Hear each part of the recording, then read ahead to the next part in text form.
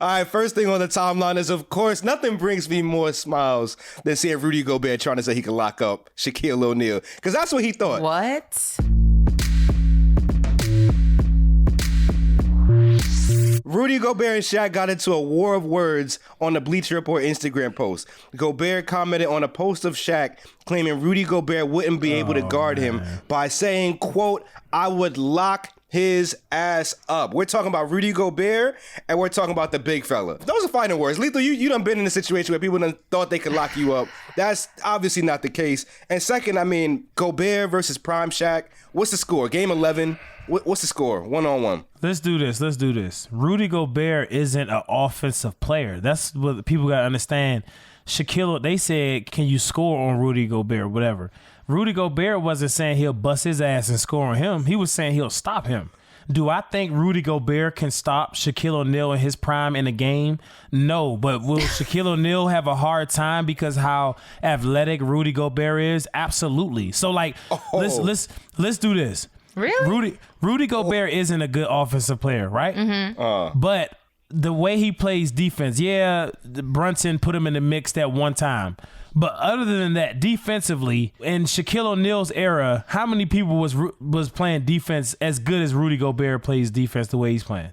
I watched Shaq make people look like I nothing. know, but I'm saying, you telling me throughout a whole game he'll do that to Rudy Gobert? If you give Shaq the ball 10 times in the post, how many of those times is he scoring on Rudy? On Rudy Gobert? Yeah. No help side defense, 1-on-1. Mm-hmm. It's about 6.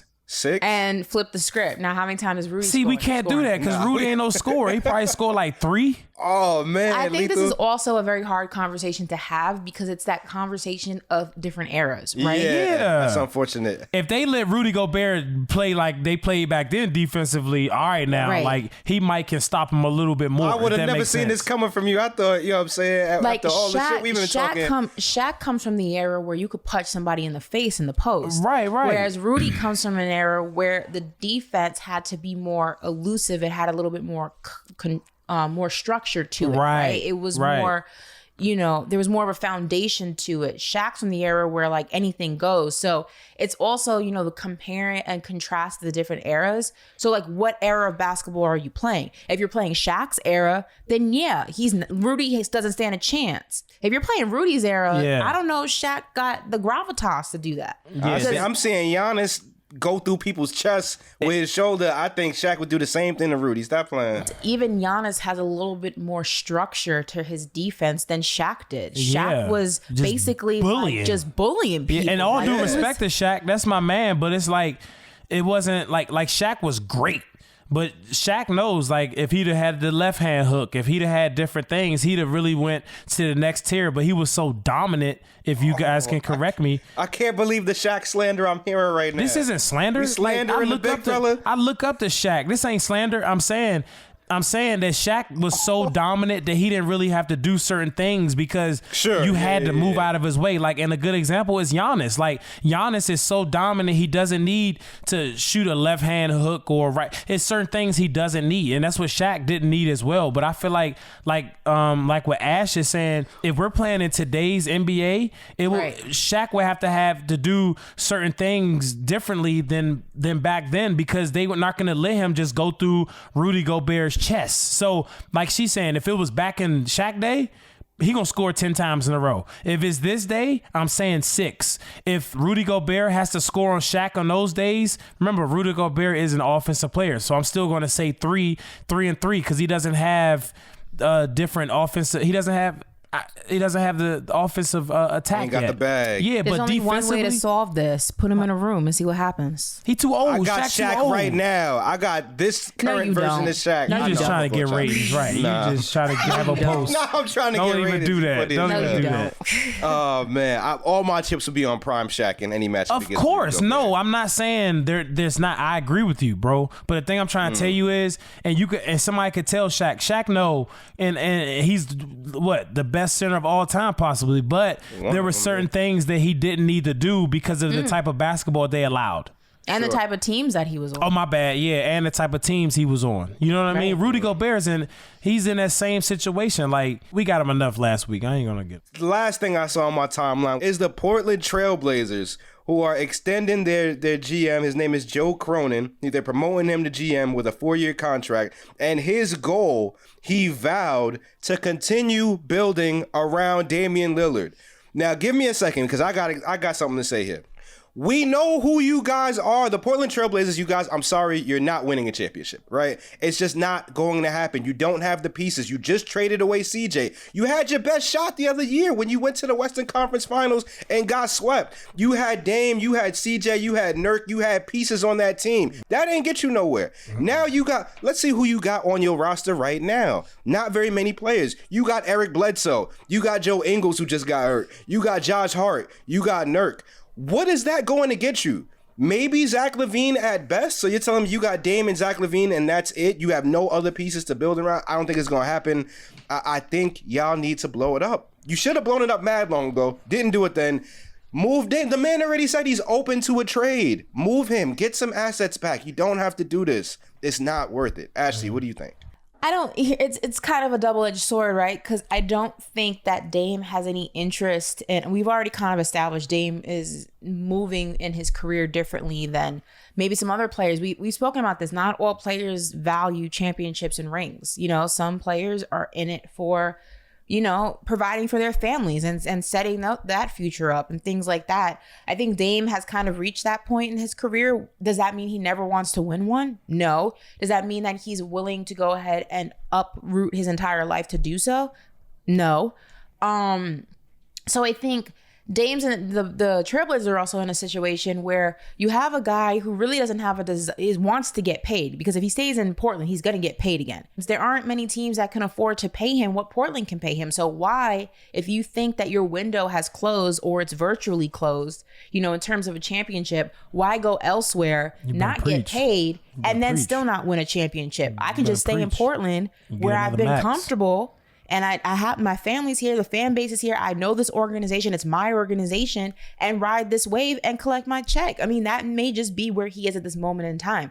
So they may not have an option to not build around him because he's not going anywhere. I mean, would you? Trade that man. Dame has under contract through 2025. Would you though, Chris? Would you? I got a question for you, Chris. If I'm under contract through 2025, making 39, 42, 45, if you are Damian Lillard, if you're Damian Lillard, listen, I'm giving you this scenario. If you're Damian Lillard and your window for a championship is pretty much closed, right?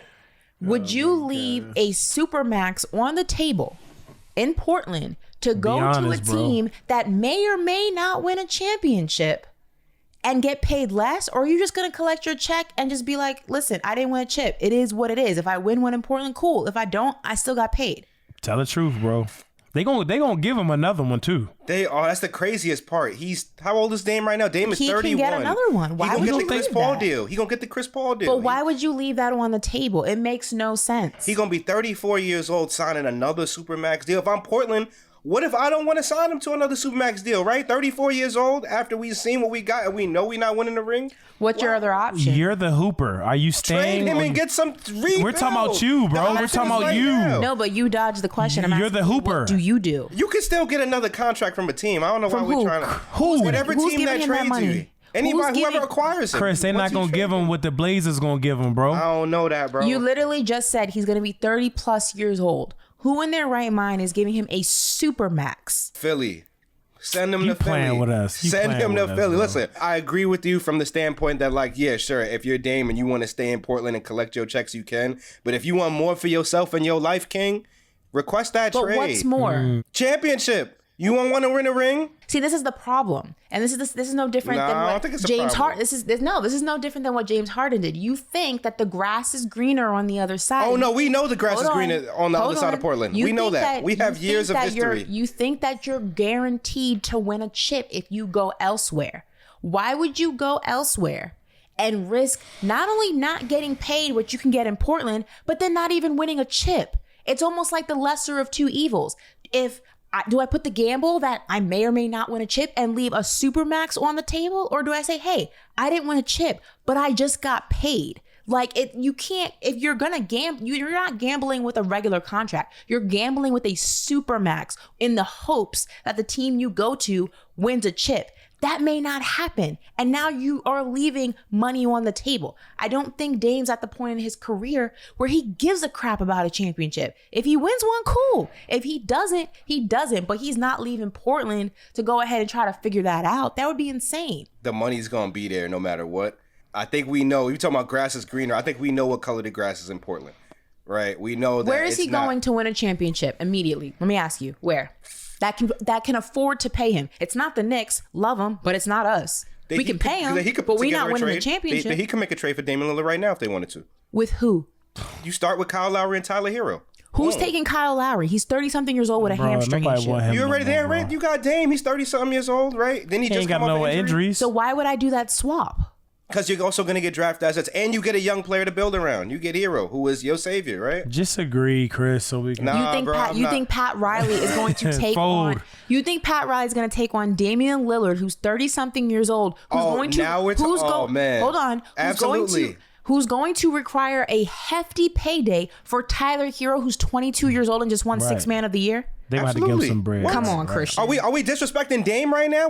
No. Whoa. Don't do that. Don't this do is that. Getting out of control. No, you be trying to set us up. You telling me that you won't swap Dame for if I'm the GM of the Heat and I have an opportunity to package Kyle Lowry and Tyler Hero for Dame and a role player to put next to Jimmy Butler and Bam and those shooters that you got, I'm pulling that trade. Absolutely. This is the Heat's problem right now. They don't have two of the best players on the floor in this series.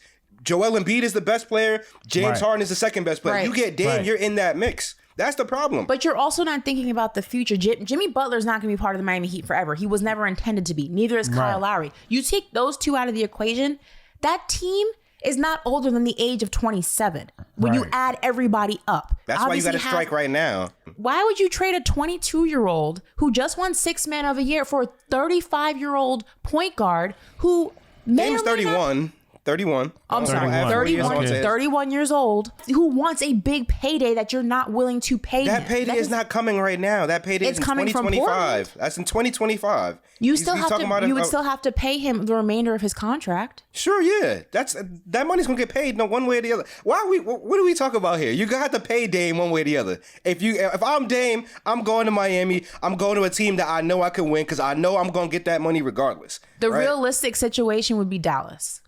I pitched that earlier on Certified Buckets. You put him next to Luka, I think that's a killer team. The realist situation would be Dallas. Luka needs a partner. They have the money. They have the assets. I just don't know if Portland would want them. Maybe they would. You could package up Jalen Brunson. Maybe, I don't know, but it would be Dallas. It's not going to be Miami, and it's not going to be the Knicks. It just doesn't make sense. You're telling me right now, if you had Jimmy Butler, Bam, and Dame on the same team, they can't beat anybody? They can, but you have to also remember that front offices also think long term. And what does that look like in the long term? You're going to dump Tyler Hero, who's only getting better. You don't even know how much longer Dame wants to play or will play. Now your team got older instead of getting younger. Jimmy Butler's not going to be in Miami forever. He was never intended to be. So then when they leave, now what? You got to rebuild again. Nah, man, I like this is the option to win now. Oh God! Here, how'd that work? How'd that work for Brooklyn? Hey, listen, injuries happen. You feel me? How'd that work for Brooklyn? Injuries happen. Yeah, you like that sometimes. You got to make those trades.